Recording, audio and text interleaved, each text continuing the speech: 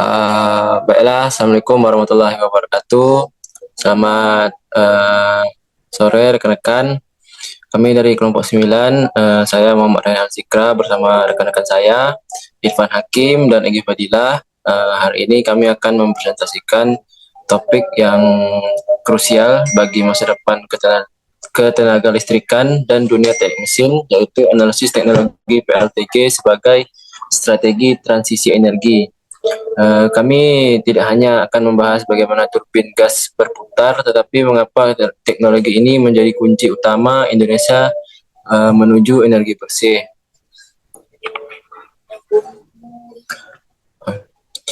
Dunia saat ini sedang dipaksa untuk berubah. Ketergantungan pada batu bara harus dipangkas karena emisi karbonnya yang terlalu tinggi. Namun, kita tidak bisa langsung melompat ke energi terbarukan, seperti angin atau surya yang sifatnya masih tidak stabil atau intermittent. Disinilah gas alam masuk sebagai jembatan atau bahan bakar transisi. Mengapa gas alam? Karena emisinya 40 hingga 50% lebih rendah dari batu bara. Ditambah lagi, negara kita Indonesia diberkahi dengan cadangan gas bumi yang melimpah, mencapai 62,4 TCF atau triliun kaki kubik. Nah, untuk memahami bagaimana potensi gas raksasa ini diubah menjadi daya listrik secara mekanis, rekan saya Irfan yang akan membedah bagaimana dasar termodinamikanya. Kepada Irfan dipersilahkan.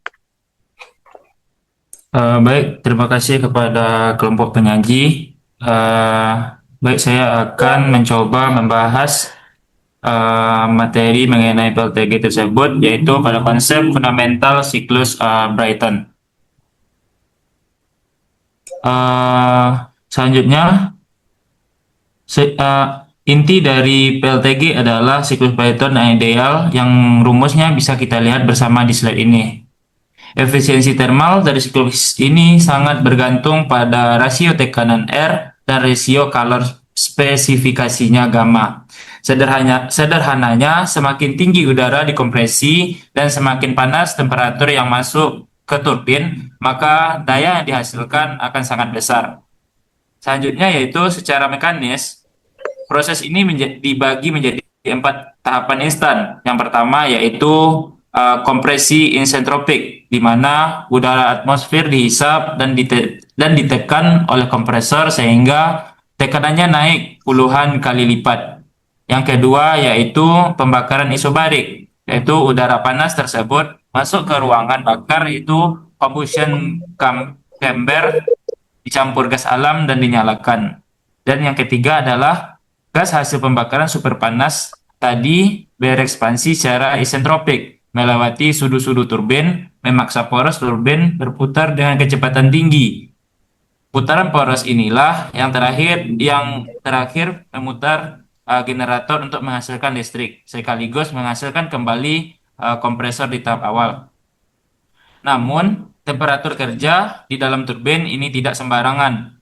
Detailnya, batas thermal material ini akan dijelaskan oleh rekan saya selanjutnya.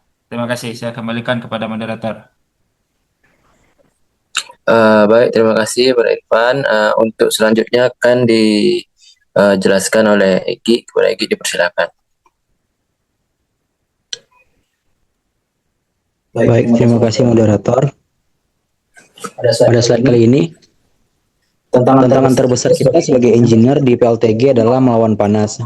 Saat ini, turbin gas modern kelas berat seperti besutan GE beroperasi pada turbin inlet seperti inlet temperatur atau TIE mencapai 1600 derajat Celcius. Ini adalah temperatur yang sangat ekstrim. Jika kita menggunakan logam biasa, turbin akan meleleh atau mengalami creep atau kegagalan struktur dalam hitungan detik. Oleh karena itu, disinilah teknologi material tingkat lanjut diterapkan, seperti penggunaan komponen logam single kristal berbahan dasar nikel dan dirapisi oleh thermal barrier coating atau TBC.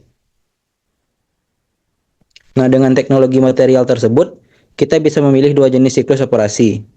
Yang pertama yaitu adalah siklus terbuka yang umum pada PLTG biasa. Keunggulannya adalah startup yang sangat cepat. hanya 10-20 menit, sehingga cocok jadi pembangkit penyelamat saat beban puncak atau peaker. Tetapi efisiensinya rendah, hanya 25-40% karena gas buangnya yang masih panas langsung dibuang begitu saja. Dan yang kedua itu adalah siklus gabungan atau PLTGU. Di sini gas buang yang masih panas tadi tidak dibuang, melainkan dialirkan ke HRSG atau Heat Recovery Steam Generator untuk mendidihkan air, membuat uap dan memutarkan turbin uap kedua. Hasilnya efisiensi melonjak drastis hingga 55-65%. Nah, berikut adalah stabilitas operasional dan fleksibilitas bahan bakarnya. Bisa dilihat seperti pada slide berikut.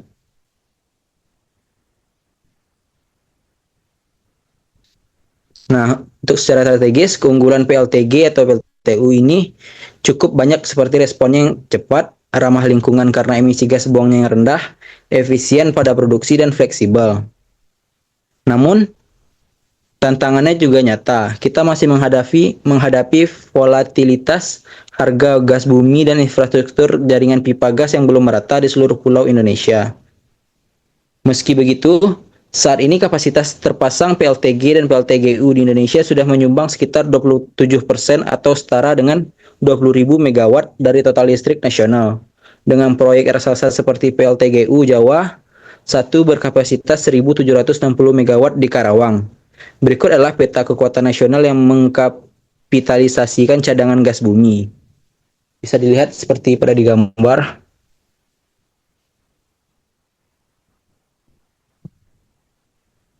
Untuk melihat bagaimana masa depan teknologi ini penjelasannya akan saya kembalikan kepada Rehan. Baik, terima kasih Egi. Untuk mengevaluasikan PLTG menuju emisi mendekati nol, ada 4 tahap yang perlu dilakukan, yaitu dengan efisiensi termal ekstrim, dry low NOx atau DLN, integrasi carbon capture,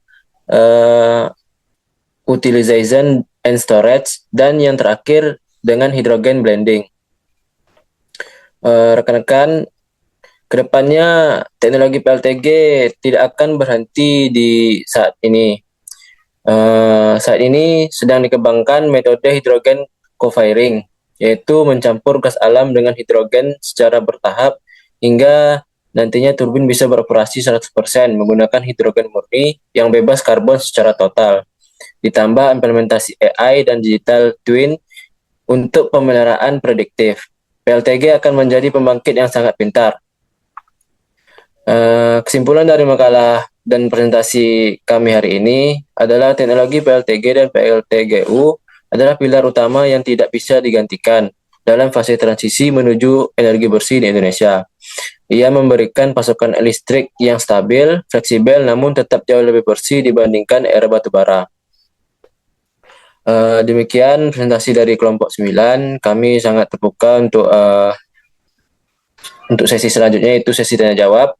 Mungkin pada rekan-rekan yang ada pertanyaan, tanggapan atau saran, dipersilahkan.